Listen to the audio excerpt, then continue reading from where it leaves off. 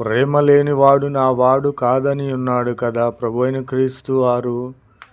కాబట్టి పరిపూర్ణమైనటువంటి ప్రేమను మనము ధరించుకోవాలి. ఆ ప్రేమలో కల్మషం ఉండదు.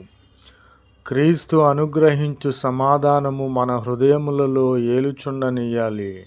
సమాధానపరిచే వారముగా మనము ఉండాలి.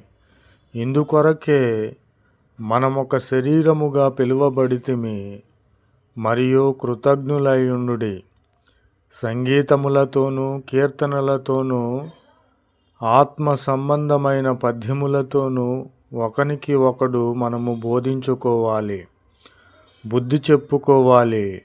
కృపాసహితముగా మన హృదయములలో దేవుని గూర్చిన గానము చేయుచు సమస్త విధములైన జ్ఞానముతోనూ క్రీస్తు వాక్యము సమృద్ధిగా మనలో